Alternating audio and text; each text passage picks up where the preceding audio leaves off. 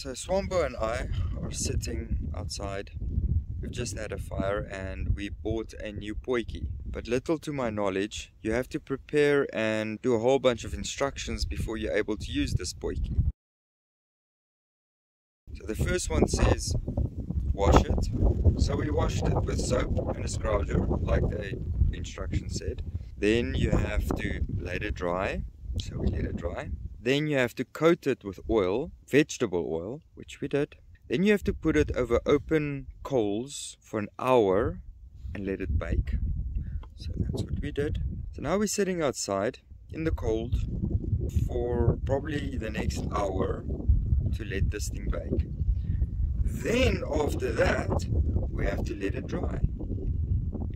After we've let it dry, we've got to recoat it again with vegetable oil and then put it back into the fire, coals, for another hour, and then apparently it's only ready to use. So we're trying this whole exercise now because apparently it makes your potjie last longer or better. So wish us luck. We're sitting here, as you can see, it's pitch dark outside on top of a mountain, prepping our potjie so we can start using it. Yay! And it's very cold.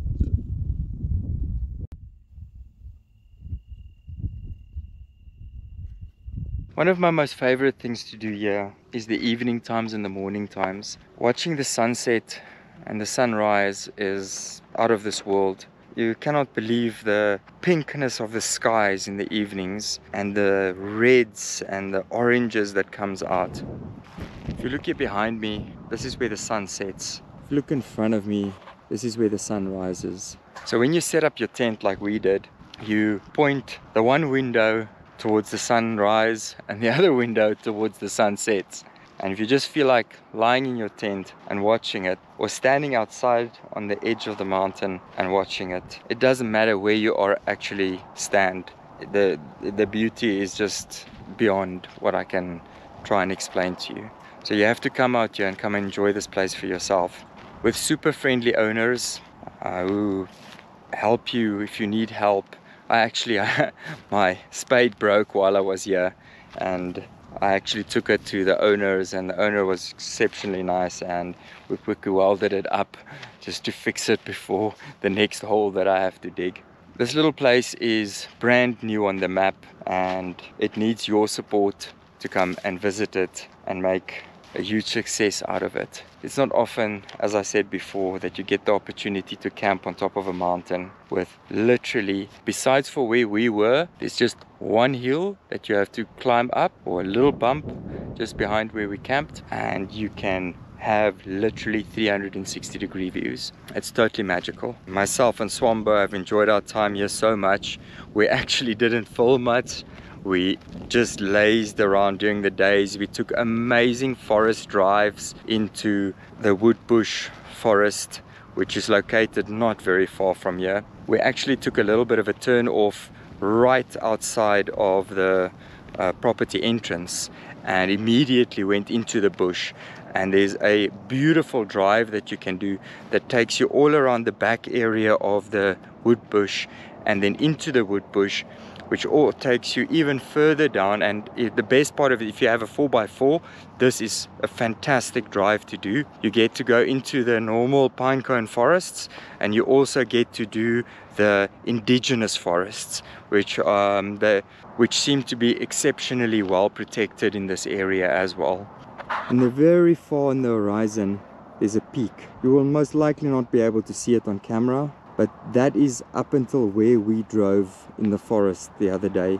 We actually have photos of us standing on top of that peak in the background. You can kind of see the little signal tower, the communications tower sticking out in the far background. And then we drove from there all the way down through the forests, all the way to the big waterfall, which is on the other side of the Magubas Kloof. That area definitely worthwhile visiting. The waterfall is really, really beautiful, magical. You can spend hours over there. We were very fortunate enough that when we were there wasn't a lot of people, and it just calms a person sitting, listening to the waterfall.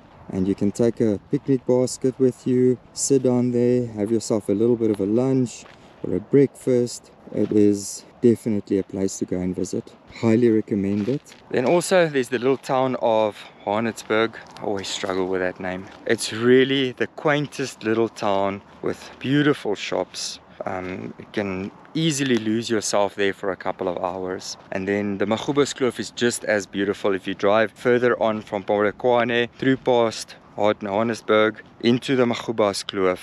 It's not such a far drive at all. You can do it easily as a day visit. There's lots of little farm stalls on the side of the road and little eateries. Beautiful, beautiful drive as well, even though it's on tarmac, which I don't like. That's why when we drove that way, we decided to take the bush routes. There's also, if you're in the area, ask the people for the little magazine.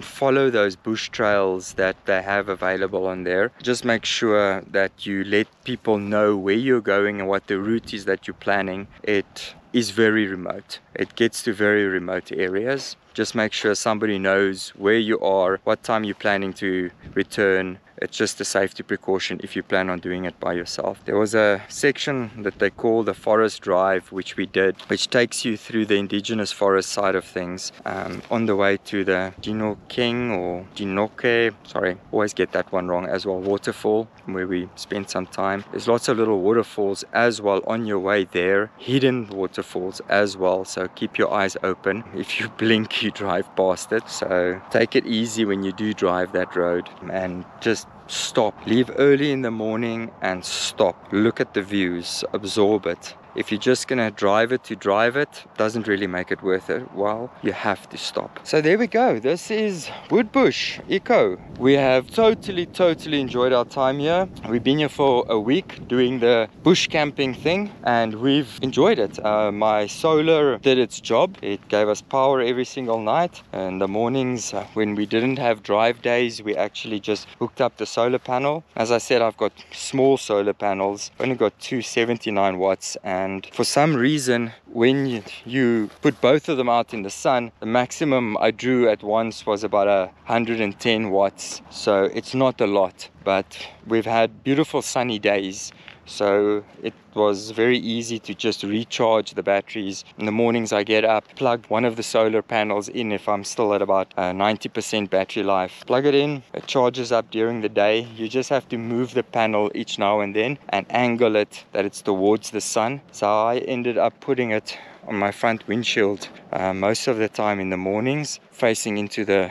oncoming sun, and then in the evenings I just move the car a little bit towards the sunset side to catch those last little bit of rays, to put that last little bit of power into the batteries. But we've had no problems. Water taste was fantastic. It gets supplied in a form of a JoJo tank. We never got sick, so water quality is good, so no need to worry about that. And then again, there's the owners. If anything else goes wrong, you just go up to them. They're just a short little walk from the campsite. You pass by their little house when you come in any case, so it's very close. Property across from where they are belongs to a private guy.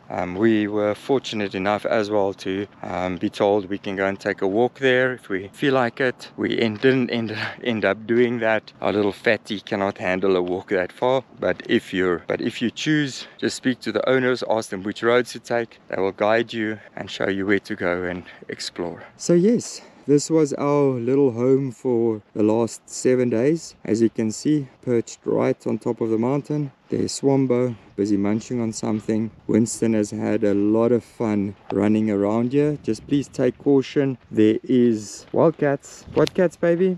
Caracals, honey badgers, porcupines and ticks. Yes, so make sure you just take note of those things. We've had Winston on a leash most of the times when we're sitting at campsite.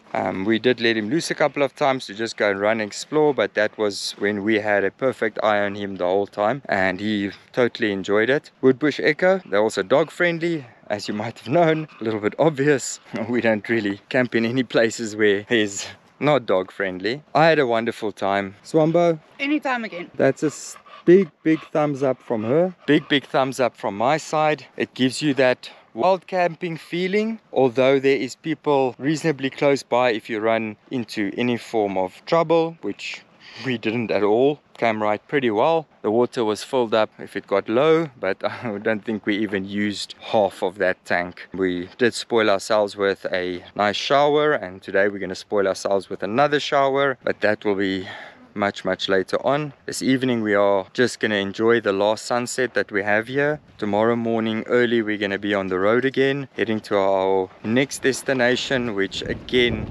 is far. I don't know why I keep on planning these far destinations. It's probably because we've got a little bit of a schedule which we are running behind on at the moment, and we have to push through to get to hopefully the Western Cape side and go down and see a little bit of the coast and the ocean, which I love so much.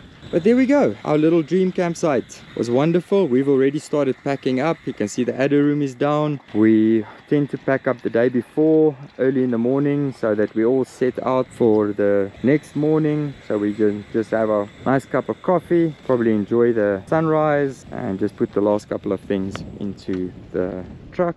One thing about this place as well is, to one of the sides you've got beautiful mountains in the background. You've got beautiful mountains all around you, but there's really beautiful mountains on the one side. I just want to show you quickly a shot over there. I literally sit all the time and I just watch this. It's just magical to me, absolutely magical. I lose myself just sitting and watching those amazing views and thinking of ways how to get to the top of them. So the jockey wheel of the trailer has decided to go into the ground.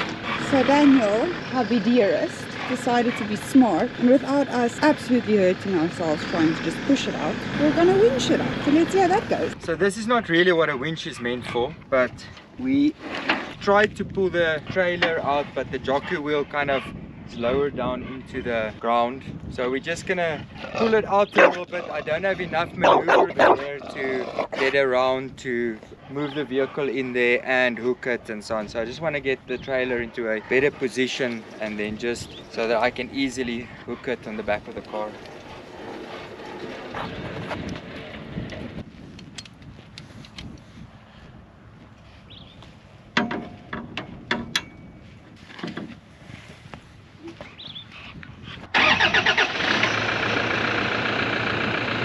So this is kind of fancy about these remotes. You can either plug it into the winch or you can use it manually. It's got a signal. So we just got the winch hooked up. It's just hooked underneath there just to move the trailer a little bit. So let's see how it goes. Just need to get away from the rope.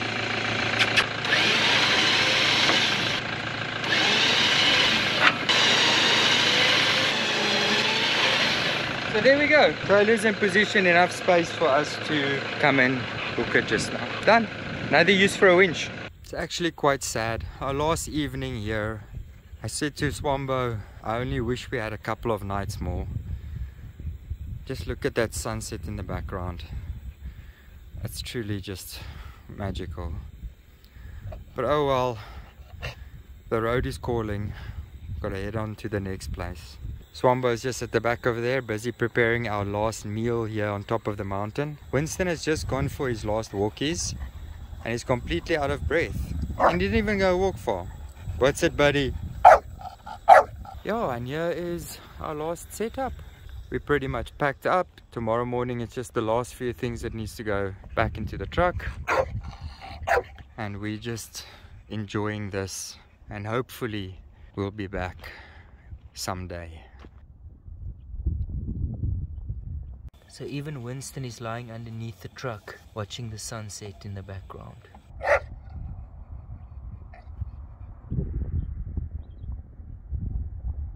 It's kind of a little bit ironic. Up there, it's a full moon. On our last day here, we are blessed to also have a full moon. Absolutely stunning.